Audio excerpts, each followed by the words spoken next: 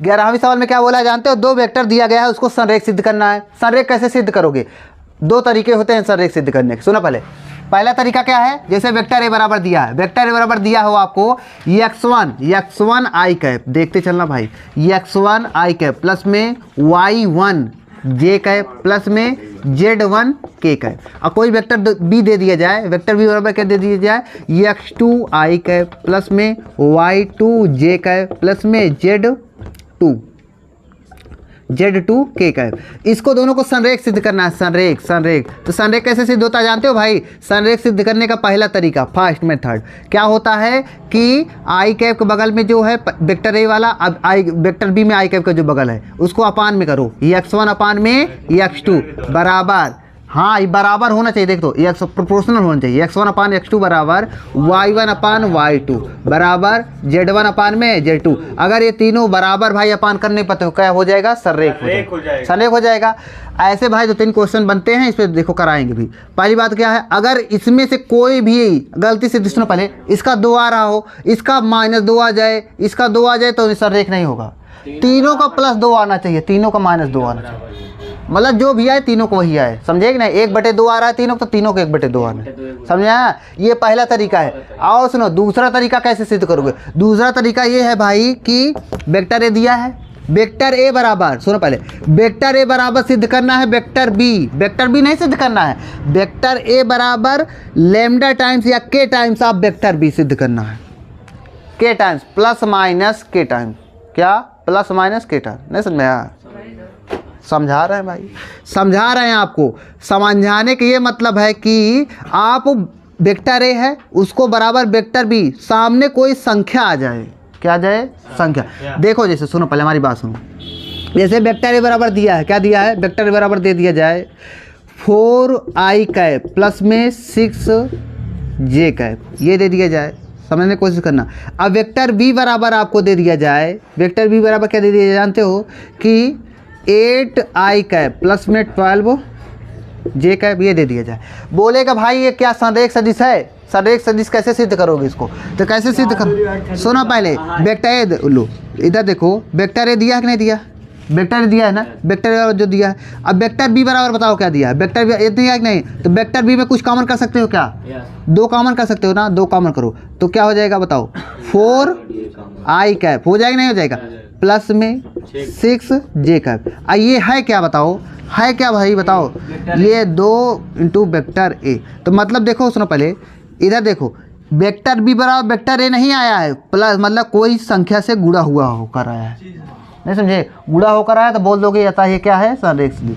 जरूरी थोड़ा यहाँ पर माइनस से, अगर कोई कभी कंडीशन ऐसे भी आ जाती है वेक्टर ए ओ बनाने के लिए कि माइनस कॉमन लेना पड़ता है, तब भी वो संरेख ही होगा, क्योंकि संरेख में दिशा का भाई जरूरत पड़ती ही नहीं, दिशा जहाँ जिधर जा रहा हो, मतलब कुल मिला के संरेख वो पैरेलल होना चाहिए। क्या होना चाहिए? पैरेलल मतलब भाई समांतर होना चाहिए, बस 2 वेक्टर समांतर होना चाहिए, चाहे परिमाण उसका कम ज़्यादा हो या दिशा 180 डिग्री चाहे इधर हो या इधर हो। समझ में आपको? ठीक है, तो ये समझ में है ना। ऐसे आपको सवाल दिया है, क्या सवाल है जानते हो? सवाल दिया गया है भाई 11वीं सवाल, क्या बोला है? 11वीं सवाल में देखो क्या बोला है, वेक्टर ए बराबर क्या बोला है जानते हो? वेक्टर बराबर बताओ जी क्या बोला है, बताओ 11वीं सवाल में 2 आई कैप माइनस 3 जे कैप, हाँ प्लस 4 के कैप, हाँ ये है, और बताओ -4 आई कैप, -4 आई कैप, हाँ प्लस 6 जे कैप, -8 के कैप। सुनो पहले वेक्टर बी दिया कि नहीं दिया? अब यहाँ पर वेक्टर बी में क्या कॉमन किया जाए कि वेक्टर ए बना दिया जाए? देखो सर, -2 कॉमन करोगे तो अच्छे से बनता हुआ चला जाएगा, तो -2 कॉमन कर लो भाई, तो क्या हो जाएगा बताओ? यहाँ पर 2 आई हो जाएगा, यहाँ पर क्या हो जाएगा? -3 जे कैप, यहाँ पर क्या हो जाएगा? प्लस में 4 के कैप, हो जाएगा नहीं हो जाएगा? अब भाई देखो वेक्टर बी बराबर -2, ये क्या है? वेक्टर ए है कि नहीं? तो बोल दोगे अतः वेक्टर ए और वेक्टर बी क्या है? संरेख है, समझे नहीं? अपने पहले तरीके से भी हो सकता है सिद्ध। देखो इसको क्या लिखो, हाँ 2 अपान में क्या लिखो? -4। देखते चलना गणेश, 2 अपान -4 बराबर क्या होना चाहिए? -3 अपान में 6 बराबर क्या होना चाहिए? 4 अपान में -8। तीनों काटोगे ना तो आ जाएगा, क्या आएगा जानते हो? -1/2 आएगा, आएगा नहीं आएगा? इसका भी -1/2 आएगा, इसका भी -1/2 आएगा भाई। प्रूफ हो गए नहीं? जहाँ इससे प्रूफ करे उससे प्रूफ करो, समझ आया ना? ऐसे आप प्रूव कर लोगे। अब चलना है 12वां सवाल। क्या बताना है? 12वां। सिद्ध करना है ना भाई, सिद्ध करेगा ना। आप सुनो पहले, अब क्या करना है जानते हो भाई? आपको 12वां सवाल बताते हैं। 12वें सवाल में बताना है दिक कोसाइन। क्या बताना है? दिक कोसाइन। दिक कोसाइन बताने के लिए आपको अच्छे से कॉन्सेप्ट बताना पड़ेगा। इसको छापो। चले भाई सुनो, आप सुनो पहले, आपको बताना पड़ेगा। क्या समझाना है जानते हो? दिक कोज्या और दिक अनुपात। दिक कोज्या और दिक अनुपात क्या? Direction cosine and direction ratio. Direction ratio हो गया भाई, और डायरेक्शन कोसाइन।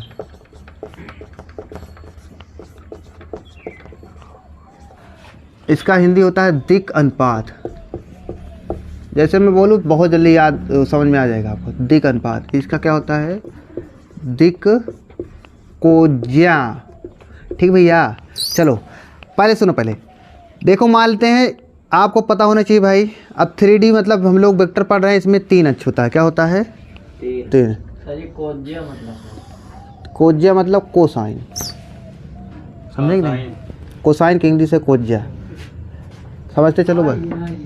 अब सुनो पहले, ए बोलो नहीं भाई। देखो इधर देखो, 3 अक्ष होंगे कि नहीं होंगे? इसमें से देखो 3D पढ़ा जा रहा है। ये हो गया भाई। इसको मान लेते हैं, क्या जानते हो? इधर देखो, ये एक्स अक्ष, ये वाई है, ये क्या है? जेड। एक्स वाई जेड, जहाँ जो मानो भाई तीनों, क्योंकि तीनों अक्ष क्या होंगे? तीनों अक्ष जो होंगे, दिख रहा है कि नहीं? एक दूसरे के परपेंडिकुलर हमेशा होंगे। सर ठीक भाई, सुनो भाई। अब जैसे ये तीनों, इसमें कोई एक पॉइंट मानते हैं, जो पॉइंट होगा वो भी 3D में होगा। कि हम लोग जो बैठे हैं ना 3D में बैठे हुए हैं। जो पॉइंट होगा पता लगे यहीं पर उड़ रहा हो, ऐसे हो। अब ये पर कैसे यहाँ पर सेट करके बताया जाएगा भाई? समझ लो यहीं पर ये पॉइंट है। अब इसको भाई कैसे, लेकिन दिखाना तो पड़ेगा व्हाइट बोर्ड पे ही ना। तो यहाँ पर समझ लो सामने है, तो यहाँ पर कोई है, मतलब यहीं पर है, उसको यहाँ पर दिखा रहे हैं। ठीक, अब यहाँ पर है भाई पॉइंट। इसको पॉइंट को मान लेते हैं P है। क्या है? P। देखते चलना, P है भाई। अब P पॉइंट है तो इसको इधर देखो, P पॉइंट है तो इसको मानते हैं कौन सा पॉइंट है जानते हो? क्या पॉइंट है? x1, y1, z1। क्या है भाई? x1, y1 अपन ये है भाई। ठीक, अब सुनो पहले, ये क्या है? मूल बिंदु है कि नहीं है? मूल बिंदु है ना, मूल बिंदु।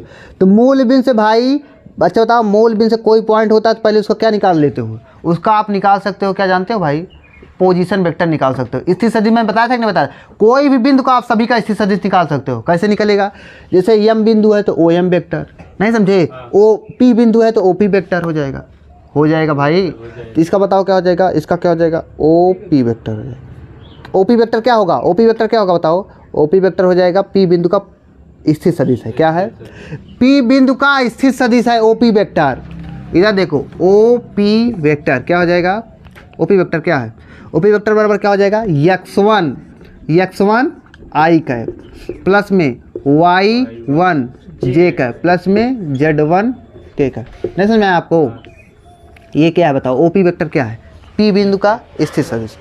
P बिंदु का स्थिर सदिश कैसे निकाला? कुछ नहीं यार, जो पॉइंट दिया उसमें i j k कैप से मल्टीप्लाई कर दिया, जो मल्टीप्लाई करके जोड़ दिया, ये आ गया। और सुनो पहले, जैसे कोई पॉइंट दिया है ना, पॉइंट दिया तो जो पॉइंट जो आपको जो ये दिया होता है निर्देशांक ना, यही हो जाता है उसका क्या जानते हो? दिक अनुपात होता है। क्या होता है? जैसे मैं बता रहा हूँ समझ लेना। पॉइंट दिया x1 y1 z1 क्या है जानते हो? P बिंदु का दिक अनुपात है। OP वेक्टर का दिक अनुपात क्या है बताओ? स्केलर कंपोनेंट है भाई। x1 y1 z1 scalar component बताया था ना, आज इस घटक सदिश घटक बताया था ना। तो मतलब इसका दिक अनुपात क्या हो जाएगा? दिक अनुपात क्या होगा बताओ? दिक अनुपात हाँ, दिक अनुपात हो जाएगा x1 हाँ x1 y1 z1। समझ में आया? अब बात आई दिक कोज्या कैसे निकाला जाएगा? दिक कोज्या, तो दिक कोज्या कैसे निकाला जाए जानते हो भाई? सुनो पहले, जब ये सब अक्ष हैं, x अक्ष y अक्ष z अक्ष नहीं है, जितने अक्ष हैं ये सभी अक्ष का भाई, सभी अक्ष के साथ इस OP वेक्टर के साथ कोई ना कोई एंगल बनाते होंगे कि नहीं बनाते होंगे? बनाते। देखो यहाँ से क्या मान लेते हैं? क्या सब का देखो, इसको मान लेते हैं भाई एक्स अक्ष से अल्फा बना रहा है, क्या बना रहा है, वाई अक्ष से बीटा बना रहा है, जेड अक्ष से गामा बना रहा है। समझ में आया कि नहीं आया? क्या मानते हैं भाई? हाँ सुनो, एक्स अक्ष से क्या बना रहा है, अल्फा, वाई अक्ष से बीटा, जेड अक्ष से गामा एंगल बना रहा है भाई। समझ में आया? तो ये बना रहा है, तो कैसे इसको लिखा जाएगा? इसको कैसे लिखोगे जानते हो भाई? इधर देखो, आप सुनो पहले, यहाँ से हम कॉस का मान निकाल सकते हैं। क्या निकाल सकते हैं? तो कॉस अल्फा का मान कैसे निकालोगे बताओ? कॉस अल्फा का मान कैसे निकालोगे भाई? Cos alpha, cos beta, cos gamma, जो सब मान निकालोगे ना, यही cos alpha, cos beta, cos gamma को ही भाई पी बिंदु का दिक्कोज्या बोला जाता है। Cos alpha, cos beta, cos gamma को क्या बोला जाता है? दिक्कोज्या। तो देखो सुनो पहले, एक को भाई हम बाहर निकालते हैं, उसी से पता चलेगा। एक बार देखो यहाँ से, इसको जैसे बाहर निकालेंगे तो देखो क्या है, ऐसे है, इसको मान लेते हैं यहाँ पर ऐसे समकोण त्रिभुज बनाएगा, बनाएगा नहीं बनाएगा? तो बनाएगा भाई। देखो इधर यहाँ पर भाई देखो, ये क्या है? पी बिंदु था, ये ओ बिंदु है, क्या है मान लेते हैं थोड़ी देर के लिए, यम बिंदु है कि नहीं है? ये ओ पी वेक्टर हो गया, ओ पी वेक्टर हो गया कि नहीं हो गया? और इसकी लंबाई क्या मान लेते हैं भाई? इसकी लंबाई देखो, ये कौन सा अच्छा है? उल्लू वाई अच्छा है, वाई अच्छा कि नहीं है? तो वाई अच्छा, तो वाई एच में बताओ कितना चला होगा? y1 चला होगा कि नहीं चला होगा? तो y1, ये क्या है? y1 चला है, y1 चला है, समझते चलना। और ओपी वेक्टर की लंबाई कितनी होगी? ओपी वेक्टर की लंबाई पहले बताओ, ओपी वेक्टर की लंबाई क्या होगी? मॉड ऑफ ओपी वेक्टर होगा। अरे उल्लू, ओपी किसी परिमाण लंबाई एक ही होती नहीं। अब बताओ इसके साथ एंगल कितना बढ़ रहा है? इसके साथ एंगल कितना बढ़ रहा है? बीटा। क्या बढ़ रहा है? बीटा। तो बताओ जी, कॉस बीटा, कॉस थीटा, कुछ भी कॉस बीटा, कॉस थीटा मतलब होता क्या है? आधार बटे कर्ण होता ही नहीं होता? आधार क्या है बताओ? आधार है y1 है, y1 है आधार उल्लू, y1 है, क्या है? y अपान में कर्ण क्या है? OP vector. क्या है कर्ण? ओपी वेक्टर का मान। नहीं समझ में आया आपको?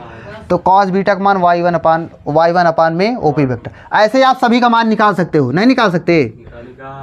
निकाल सकते हो ना भाई, तो डायरेक्ट निकाल सकते हो। तो कैसे निकालोगे? जैसे कॉस अल्फा बराबर x1, क्या x1 अपान में मॉड ऑफ ओपी वेक्टर। समझ में आया? ऐसे कॉस बीटा बराबर y1 होगा कि नहीं होगा भाई? कॉस बीटा बराबर हो जाएगा y1 अपान में मॉड ऑफ ओपी वेक्टर। ऐसे बताओ, कॉस गामा बराबर क्या हो जाएगा? हाँ, z1 अपान में मॉड ऑफ ओपी वेक्टर। समझ में आया आपको? ये हो गया भाई। देखो ओपी वेक्टर, देखो कोई भी वेक्टर है, ओपी वेक्टर है कि नहीं? ओपी वेक्टर का मॉड मतलब उसका परिमाण। अब परिमाण निकालने का मैं आपको तरीका बताया हूँ। x1 अपान में रूट बनाया जाता है। क्या बनाया जाता है? रूट। x1 का स्क्वायर प्लस में y1 का स्क्वायर प्लस में z1 का। आपको समझ आ रहा है कि नहीं आ रहा है? ऐसे भाई इसका भी निकाल सकते हो। तो वो क्या हो जाएगा? y1 अपान में मॉड में x1 स्क्वायर प्लस में y1 स्क्वायर प्लस में z1 स्क्वायर हो जाएगा ना भैया? इसका बताओ जल्दी से, इसका क्या हो जाएगा? इसका क्या हो जाएगा लो? z1 अपान में x1 स्क्वायर प्लस में हो जाएगा नहीं हो जाएगा? तो मतलब आप देखो भाई, ये क्या हो गया? Cos alpha, cos beta, cos gamma क्या है बताओ? ये दिक्कोज्या है। क्या है? दिक्कोज्या भाई। इसको यल से भी दिखाया जाता है। किससे दिखाया जाता है? यल से। इसको यम से, इसको यन से। समझ में आया कि नहीं आया आपको? कॉस, अरे यार समझो यार, यल बराबर कॉस अल्फा, यम बराबर कॉस बीटा, यन बराबर कॉस गामा। यल बराबर क्या होगा भाई? जो दिक अनुपात दिया होगा। दिक अनुपात क्या है? दिक अनुपात कहाँ पर है? ये है। अरे दिक अनुपात x1 है ना, x1 लिखो, ऊपर x1 नीचे लिखो, अपान में नीचे में रूट लगा के सभी का स्क्वायर करके जोड़ दो। समझे नहीं? वैसे यम बराबर कॉस बीटा बराबर क्या हो जाएगा भाई? y1 लिखो, अपान में रूट लगा के जोड़ दो। नहीं समझे? ऐसे भाई यन बराबर कॉस गामा क्या हो जाएगा? z1 अपान में रूट लगा के सभी को जोड़ दो, हो जाएगा ना स्क्वायर करके। तो मतलब आप क्या समझे? दिक्कोज्या क्या होगा? दिक्कोज्या क्या होता है भाई? दिक्कोज्या कैसे निकाला जाएगा? यल कामा यम कामा यन होता है। नहीं समझे? दिक अनुपात क्या होता है? जो बिंदु होता है वही दिक अनुपात होता है, एक बिंदु के लिए। नहीं समझ आया? ये समझ आया भाई? इसको छापो, आगे फिर हम क्वेश्चन बताते हैं बढ़िया से। देखो भाई, ये सवाल है किसी को कैसे, देखो इसमें बोला है, देखो कौन सा सवाल है? 12वीं सवाल है। 12वीं सवाल में बोला है कि एक सदिश दिया गया है। सदिश है आई कैप प्लस में 2j कैप और प्लस में 3k कैप, ऐसे दिया है भाई। ये दिया है ना। इसका बोला है दिक कोसाइन ज्ञात कीजिए। क्या करना है? दिक कोसाइन। दिक कोसाइन ज्ञात कीजिए। हम तो बोल रहे हैं भाई आप इसका दिक अनुपात भी बताइए। इसमें बोला है दिक कोसाइन, हम बोल रहे हैं दिक अनुपात है। 11वां सवाल है ना। सुनो पहले ये बताओ आप, ये मतलब ये वेक्टर दिया गया नहीं दिया गया? ये किसी ना किसी का पोजीशन वेक्टर होगा जरूर। तो मान लेते हैं भाई ये पी वेक्टर, पी ये पी बिंदु का है, तो इसको मान लेते हैं क्या है? ओपी वेक्टर है कि नहीं भाई? ओपी वेक्टर में क्या दिया है? आई कैप प्लस में 2j कैप प्लस में 3k कैप, है कि नहीं भाई? सुनो पहले ये हो गया। अब इसका भाई बताओ आप, क्या इसका बताओ दिक अनुपात क्या होगा? आई कैप के बगल में क्या है बताओ? दिक अनुपात। हाँ, दिक अनुपात हो जाएगा। दिक अनुपात आई कैप के बगल में 1 है, 1 लिखो। जे कैप के बगल में 2 है, 2। के कैप के बगल में 3 है। ये दिक अनुपात हो गया। हो गया भैया? हो गया। आप सुनो पहले, अब दिक को जे जल्दी लिखना है तो पहले यल का मान निकालेंगे ना जी। तो हाँ, तो यल का मान देखो, 1 लिखो। 1 रूट बनाओ, रूट में 1 का स्क्वायर प्लस में 2 का स्क्वायर प्लस में 3 का स्क्वायर। तो चलो बताओ, 1/3 3 9 9 4 13 1 14, रूट में 14 हो गया। और बताओ यम का मान बताओ, 2 में रूट में 14 हो जाएगा नहीं हो जाएगा? अरे इसी का स्क्वायर भाई, सभी में तो ये आएगा ना। यन बराबर 3 में रूट में 14। तो जल्दी बताओ दिक कोज्या क्या हो जाएगा? दिक कोज्या, दिक कोज्या क्या हो जाएगा भाई? यल यम यन, यल कामा है 1 नहीं है, यल कामा यम कामा यन। तो क्या हो जाएगा बताओ? कहाँ पर है? 1/√14, 1/√14। और बताओ, और 2/√14, 3/√14। ये हो गया दिक कोज्या। समझ में आया आपको? ये हो गया। एक तरीका और भी है, एक तरीका और भी है। तरीका क्या है भाई? दिक कोज्या आपको डायरेक्ट मिलेगा, आप हमेशा बताते चलोगे। बात ये है कोई भी वेक्टर हो, कोई भी वेक्टर दिया हो, अगर उसकी दिक कोज्या पूछे ना, दिक कोज्या पूछे तो क्या करो जानते हो आप लोग? आप पहले उसका इकाई सदिश निकालो। क्या निकालोगे? इकाई सदिश। इकाई सदिश निकालो, तुरंत दिक कोज्या पा जाओगे। तो इकाई सदिश बताओ, ओपी वेक्टर का इकाई सदिश क्या होगा? ओपी वेक्टर की इकाई सदिश भाई, ओपी वेक्टर की इकाई सदिश ओपी कैप होगा कि नहीं होगा? ओपी कैप बराबर क्या होता है? ओपी वेक्टर अपान में ओपी वेक्टर का, हाँ ओपी वेक्टर का मॉड होगा भाई। चलो तो ओपी वेक्टर पहले लिखो जल्दी से। ओपी वेक्टर कहाँ पर है? ये है कि नहीं है? आई कैप प्लस में 2j कैप प्लस में 3k कैप है, अपान में रूट बनाया जाता है भाई 1 का स्क्वायर प्लस में 2 का स्क्वायर प्लस में 3 का स्क्वायर, है कि नहीं है? तो क्या हो जाएगा ये? हाँ, आई अपान में √14 प्लस में 2/√14 ना, सॉरी यार, यहाँ पर प्लस जे कैप होगा ना, और प्लस में 3/√14 के कैप होगा भाई। यहाँ से आई जे के कैप बगल में जो हो सभी को उठा लो, वही दिक कोज्या अपनी है। समझे कि नहीं? तो दिक कोज्या डायरेक्शन कोसाइन जिसे बोला जाता है। दिक कोज्या क्या हो जाएगा? 1/√14 और जे कैप को बगल में क्या? 2/√14। साइन के साथ उठाना, अगर बीच में माइनस है भाई माइनस भी आपको लिखना पड़ेगा। 3/√14। आपको समझ में आया? तरीका दोनों समझ में नहीं आया? बहुत बढ़िया भाई, लिख लो इसे।